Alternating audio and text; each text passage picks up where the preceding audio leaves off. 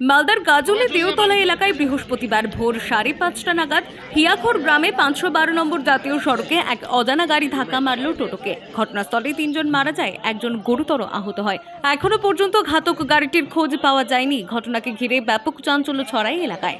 জানা যায়, দেওতলা এলাকার বেশ কিছু লোকজন মাছ বিক্রি করতে, কেউ বা আড়ত থেকে সবজি কিনতে গাজলে যাচ্ছিল। তারপরে ঘটে এই অঘটন। খবর পেয়ে ঘটনাস্থলে পৌঁছয় গাজল থানার পুলিশ। এরপর মৃতদেহগুলোকে উদ্ধার করে গাজল স্টেট জেনারেল হাসপাতালে নিয়ে আসা হয়। আহত অবস্থায় এক ব্যক্তিকে মালদা মেডিকেল কলেজ হাসপাতালে নিয়ে আসা হয়।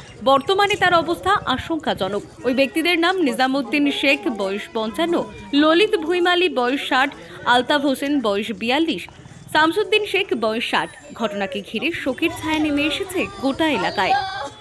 বাবা সকালবেলা 5:30টার দিকে বাড়ি থেকে বেরোলো। আজকের দিনে কিছু মাছ ছিল, ওই মাছটা বাজারে বিক্রি করার জন্য বেরোলো। তার দেওতলা থেকে কিছু দূরে এসেই পিএজি পাম্পের পাশেই অ্যাক্সিডেন্ট হয়ে গেছে। আমাদের খবর দিল যে বাবা অ্যাক্সিডেন্ট হয়ে গেছে। এসে দেখছি পুরো অ্যাক্সিডেন্ট, মাথার উপর দিয়ে চাকা চলে গেছে। মালদা থেকে মাধব কুমার মণ্ডলের রিপোর্ট, টাইমলেস ডেপিকশন নিউজ।